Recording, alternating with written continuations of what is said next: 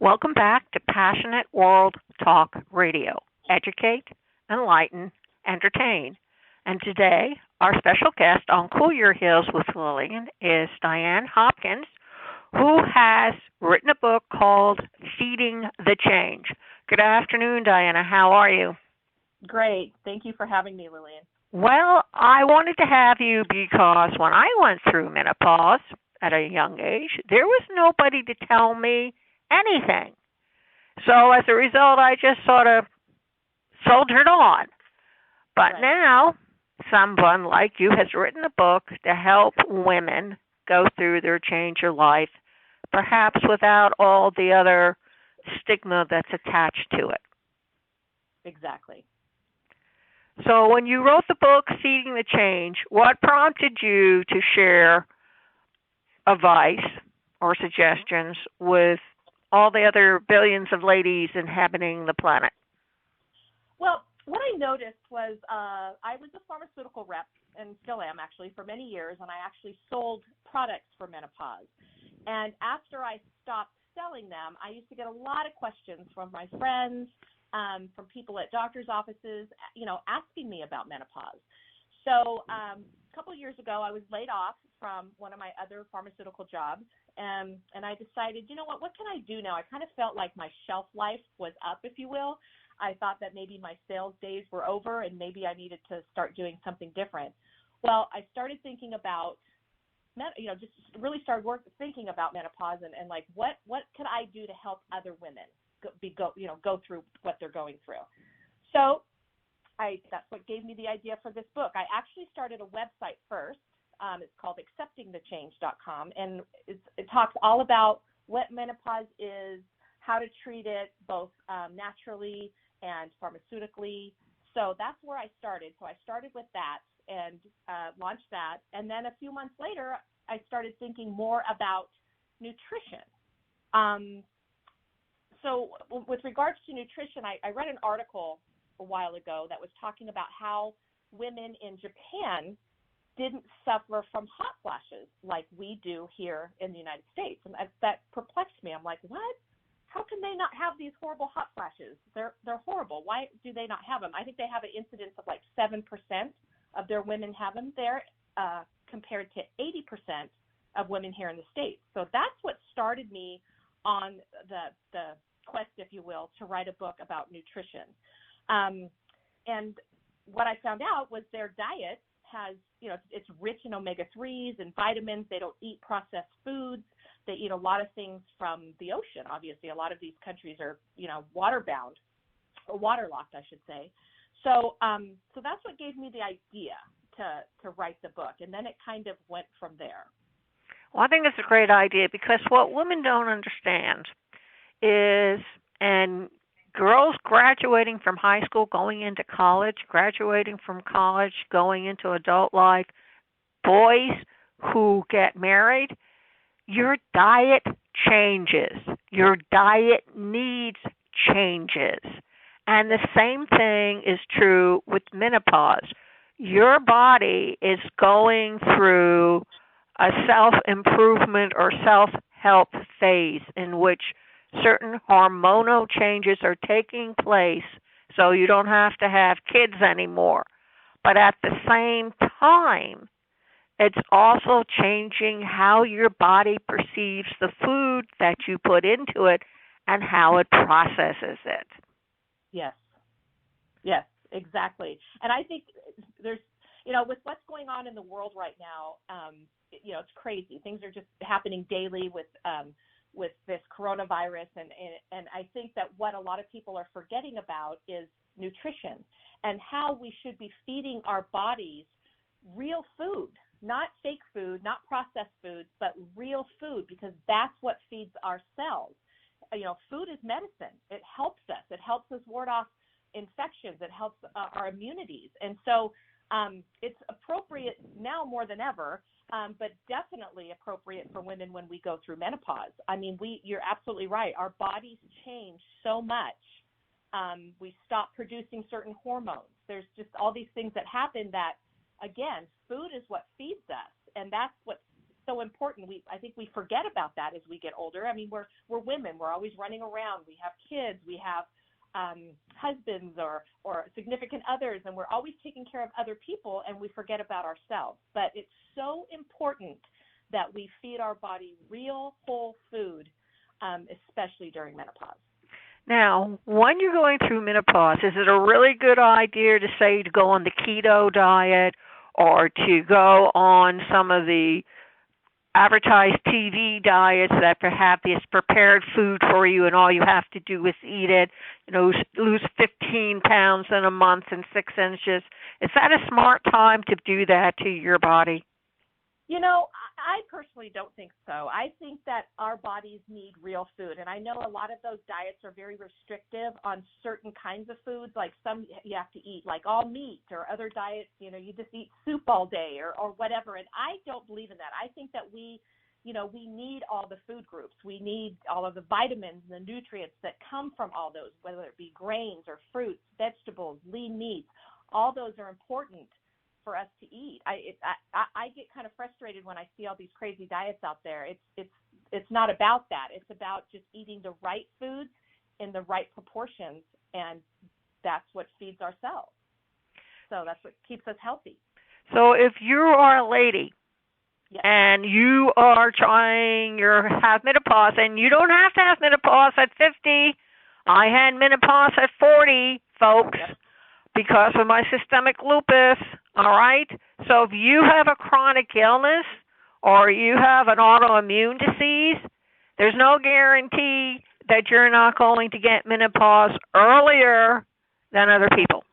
You're absolutely right. Yes. A menopause can actually start anytime. I mean, if women have a hysterectomy when they're younger, sometimes it throws them right into menopause. So I know a lot of women in their late 30s that have gotten menopause, and then I know women that have gotten it when they're older, into their late 50s. So the average age of menopause is 51, but it can go anywhere from 30s up to 60 years old. You never know when it's going to come. Absolutely, and you do really need to go see your doctor. I mean, I didn't even know I was in the midst of menopause until he said, well, if it sounds like a duck, looks like a duck, and walks like a duck, you got menopause. Now, don't ask me what ducks have to do with menopause, but I think what he was trying to say is that for everybody it is different. Yes. And don't plan that when you're in your 50s you're going to get it and you're going to go through a change of life and you're going to do ABC. I know plenty of ladies who've become pregnant right before they go into menopause, and they're in menopause, and 9 months later they give birth. So you gotta go get a professional's opinion about what your body is doing down there. Absolutely. Go see your doctor, without a doubt. That's how they do all the blood work that will show you whether or not your body is in menopause. So yeah, it's very important to go see your doctor. Even if before you start a diet, it's also very important to go see your doctor. Just make sure, like you said, you don't have any underlying conditions. And sometimes there are symptoms of menopause that mimic real things that are happening to your body, like other than menopause. You could be, like you said, autoimmune disease. There's all sorts of things that it could be. So yes, absolutely see your doctor. So when you put your book together, did you provide a loosely Mediterranean diet, or did you provide advice of how maybe you could start putting meals together so that you can deal with the menopause? Because some people get very, very hungry. Yes. For example, or some people during the week when they during some time of the month when they get their period during the old days, they still get and feel so sick that they can hardly move, or they get very, they feel like they're going to vomit, or they feel like they get cramps. So you need to sort all this out. Yes, and that's what I did with my book. Basically, so how I started it was I talk about what we go through in menopause. I break the book down into different chapters. So for example, like I talk about helpful hints that will help you be successful eating healthy for the rest of your life. How to stay successful eating healthier, because it's always hard to start a new eating program and live with it for the rest of your life. People don't understand that we have to eat for ourselves. We have to feed ourselves. And I think that we, a lot of times people get caught up on eating like fast food or processed food, and all those things are not helping us at all. So, I talk about staying successful eating, exercise. And when I talk about exercise, I talk about what your body can do. Don't compare yourself to other people. As we get older into menopause, that's got to stop. We have to do what we can do and what our bodies can do. And I talk about sleep and the importance of sleep and why we need it, especially as we get older. I talk about supplements, different supplements that that women could take as well. Depending on where they're at, some doctors may say, I want you to take some extra magnesium or some iodine or whatever. So I talk about different supplements that help in menopause. And then I talk about why it's important to eat real food and the benefits of the nutrients. So then I break it down, and I break it down into two different chapters at the end. One's more of a condensed version of foods that are good for certain symptoms of menopause. And then in the very last chapter, I talk about specific symptoms and what vitamins and minerals and things like that work best for those symptoms. So, for example, hot flashes. Foods that may help hot flashes are foods that are high in phytoestrogens, such as soy, because they're similar to estrogen, like hummus or edamame. Those are different examples of soy. And then also like phytoestrogens, they're also in whole grains as well. So all these foods that we eat have different nutrients that nourish our bodies. And go ahead. No, I thought you had finished. Sorry. That's okay. And if you're in doubt, and I do it sometimes, I go look up on WebMD or the Mayo Clinic, because to me those are the two authorities that are there, and you can ask questions and you'll get good answers. But if you still aren't sure, call up your gynecologist. He has a medical degree before he goes into a specialty. Yep. And he can help you or his nurse point you in the right direction. As my mother used to say, you're the one who's paying him. If he or she is not doing their job, you have the right to fire them and find somebody else who's going to perform and give you the information you need to consider. Yes, absolutely. You're absolutely correct. And you're right. I agree. Mayo Clinic is a very good website to go to that if you want extra advice. Exactly. I know that a lot of the doctors now are doing remote viewing because it's safer for everybody involved. But before I go visit the doctor, I always have a list of questions that I need to ask him or her. And ask them. That's what they're there for. You'd be surprised how many questions you can get in a 15-minute period. Yeah, and it's interesting, Lillian, you say that, because when I was selling medications for menopause, that was something that was very well known in the industry with OBGYNs. Women, for some reason, are afraid to talk about their symptoms. They're afraid to go in and say what's wrong with them. They're like embarrassed to talk about things, especially when it comes to, say, vaginal dryness or lack of libido or things like that. They don't want to talk about it with their doctors. And we need to talk about these things with our doctors. It's important.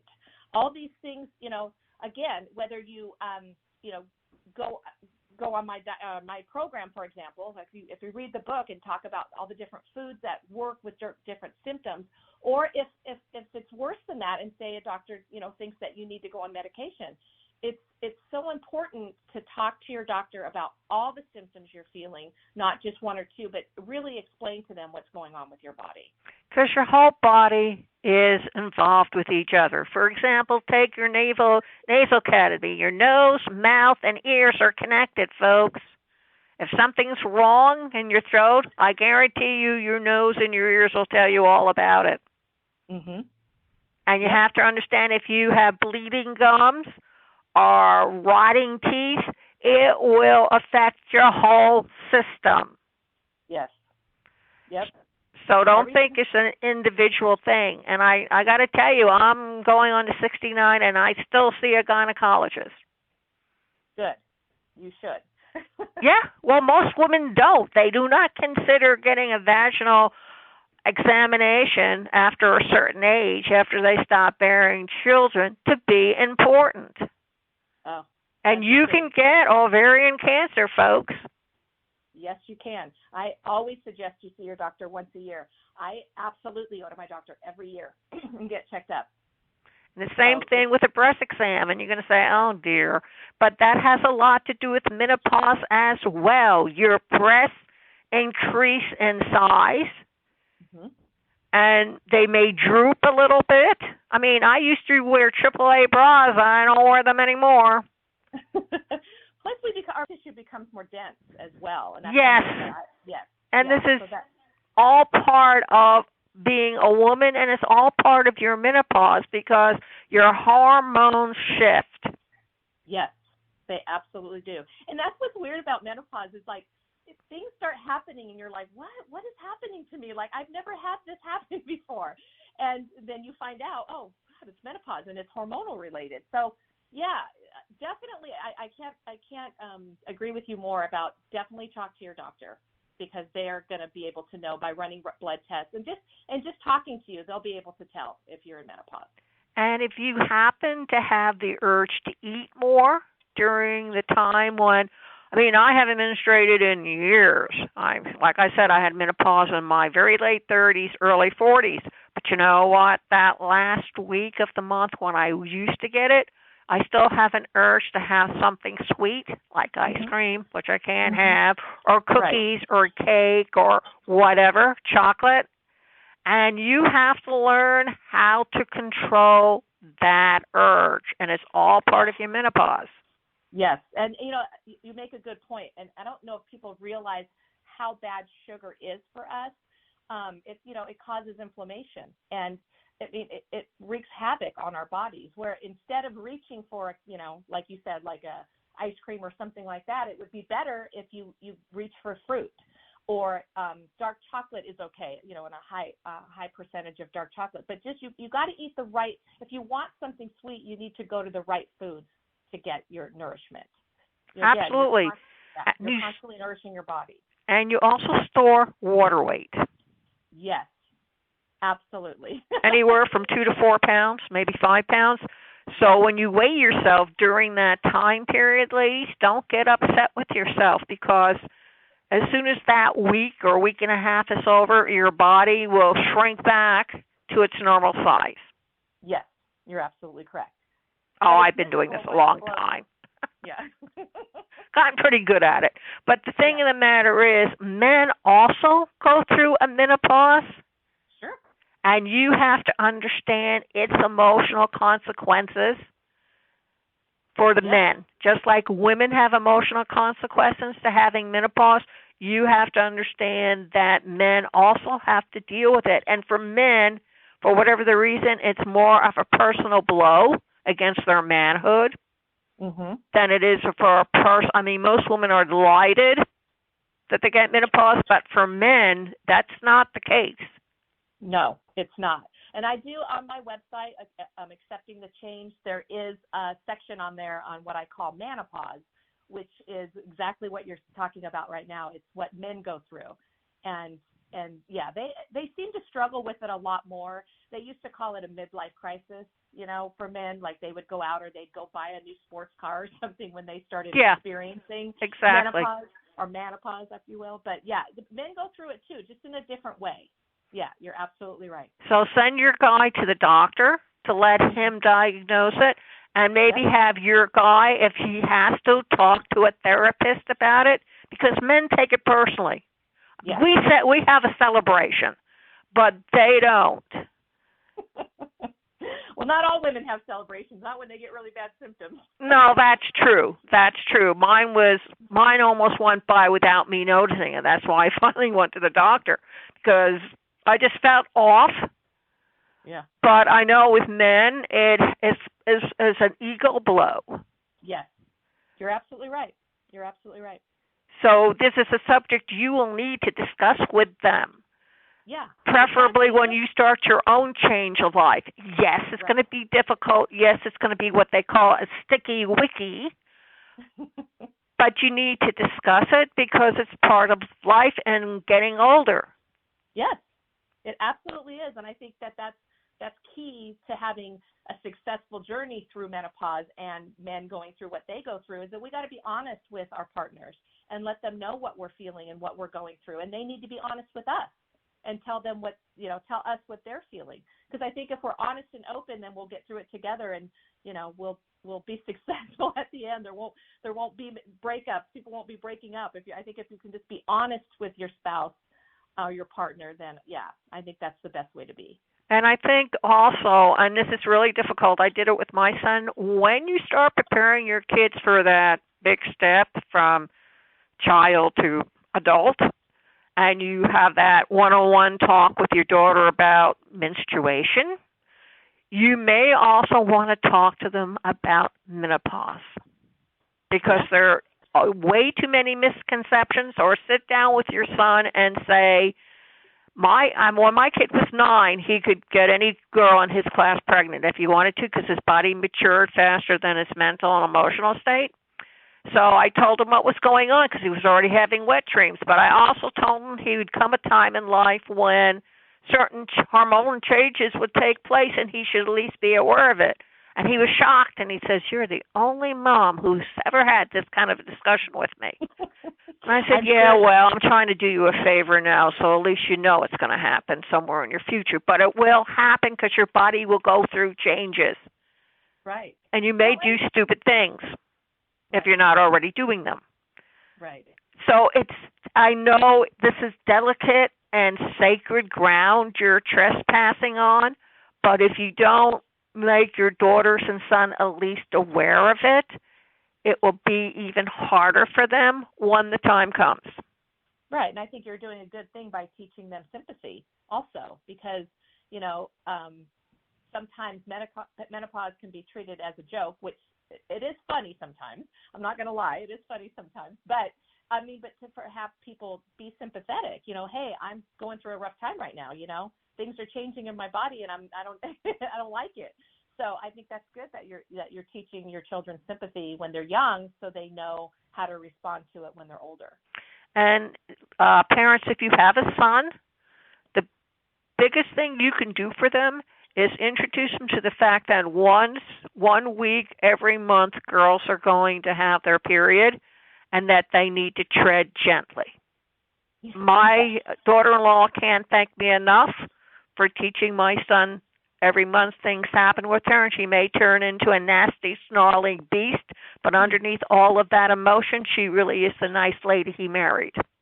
Exactly. And the same thing happens in menopause, when we go through our mood swings. It's very similar.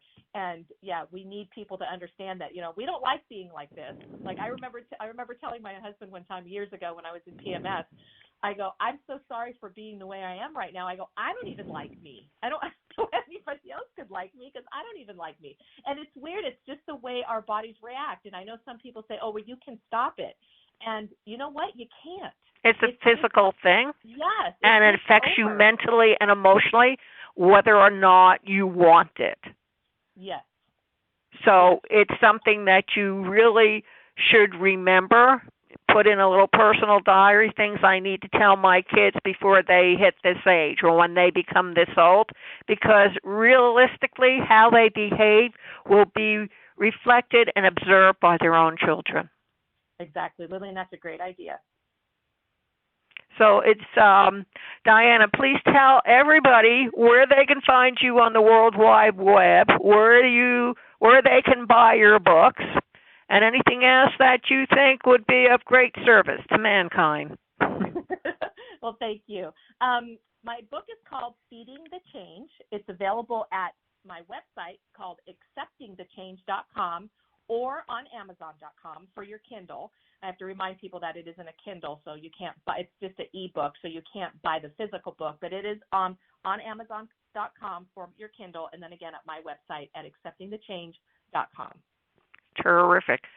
Well, ladies and gentlemen, you've heard it here. Now, to hear the interview all over again with Diana Hopkins, you can go over to https://passionateworldtalkradio.com. Right-hand side menu, scroll down to Cool Your Heels, and there it is. Or if you're technologically challenged, we have a sizzle line, which is a phone line. Just punch in the numbers you're provided with, and the recording will start immediately. You can hear the MP3 on Twitter, on Facebook, on YouTube, on iHeart, on iTunes, on Spotify, on Spreaker, on ALEXA, so you won't have any trouble finding it at all. And before you go away and stray, this was quoted and written down in the 3rd century BC. If a man is old enough only in years, then he is indeed old in vain. Thank you very much for listening, and remember, until next time, stay healthy. Thank you.